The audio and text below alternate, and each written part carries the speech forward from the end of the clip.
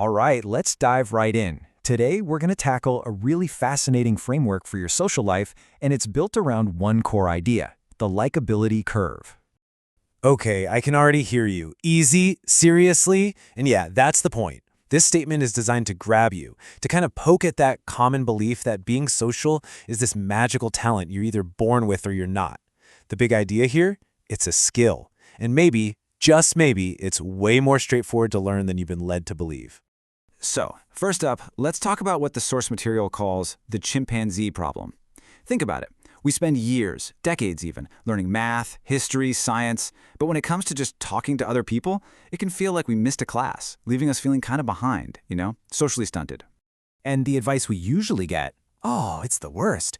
It's so vague. Just be yourself, they say. Great. What if yourself is nervous and awkward?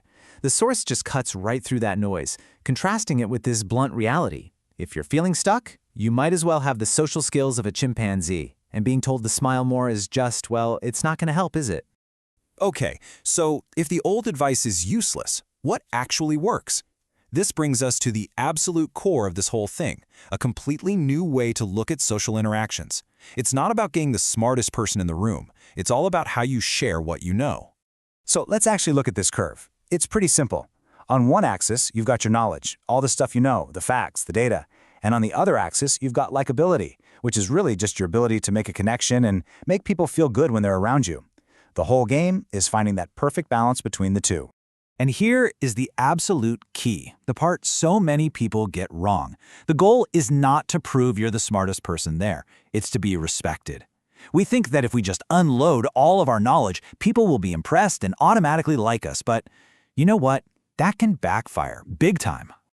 This really breaks it down visually. On one side, you have high knowledge but really low likability. The source calls this the nerd, and not in a good way. It's the person who comes off as kind of obnoxious. But on the other side, you have someone who's got the knowledge and is super likable. That's the target. That's being respectable. Now check this out, because this example is everything. Someone says, "Man, it's crazy how we evolved from chimpanzees." The nerd response is to immediately jump in with a correction. Well, actually, but the respectable response, it connects first. It agrees with the feeling. It is crazy, right? One response builds a wall, the other builds a bridge. Huge difference. Okay, enough theory. Let's get practical. Section 3 is all about what the source calls the S-tier practice. This is that classic 80-20 rule, a super high-impact technique that gets you most of the results with a fraction of the effort. It's about practicing smart, not just hard.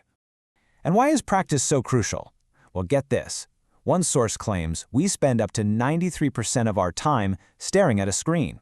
We read and watch all this stuff about getting better, but we never actually, do the thing we're trying to improve. And that right there is the fundamental mindset shift you have to make. Being a good conversationalist is not a gift from the heavens. It's a skill. It's just like learning an instrument or a new language. There's a learning curve, and you have to put in the reps. It requires practice. So here it is, the S-tier practice. It's brilliant because it's totally private, zero stakes. Just turn on your phone's camera and talk. Talk about your day, a movie you saw, anything. Ask some questions as if someone's there. But the most important part is step 4. Watch it back. Where do you get stuck? What words are you searching for?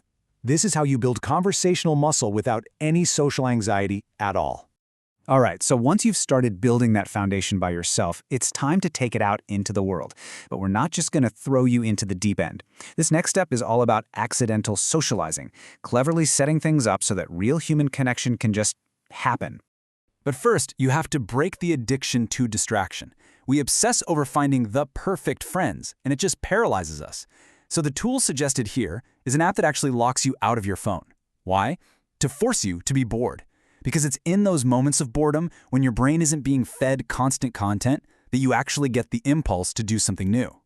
And this is where that boredom leads. It's presented in this kind of funny way. You get so bored your finger slips and you just happen to search for local events. And whoops, you accidentally clicked on a link to a hiking group. And look at that, you've accidentally shown up to an event with actual people. It's a hilarious way to reframe taking that scary first step into something small and almost unintentional. It takes all the pressure off. So what's the point of all this? Where does it all lead? Well, this isn't just about learning a couple of party tricks. The ultimate goal, the real payoff, is to basically become overpowered.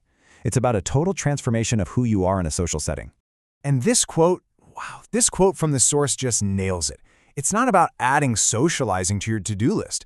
The point is to practice this stuff for so long, so consistently, that it stops being something you do and just becomes part of who you are. It becomes automatic, effortless. And that is the final level. You've mastered a skill that, let's be honest, most people really struggle with. Something that used to be a chore, a source of stress, is now a source of incredible confidence. It becomes your secret weapon, your superpower, in a world that is desperate for genuine connection. So I'll just leave you with this to chew on. What would your life look like if interacting with people wasn't something you had to brace yourself for, but was instead your greatest strength? What if it wasn't a chore, but your superpower?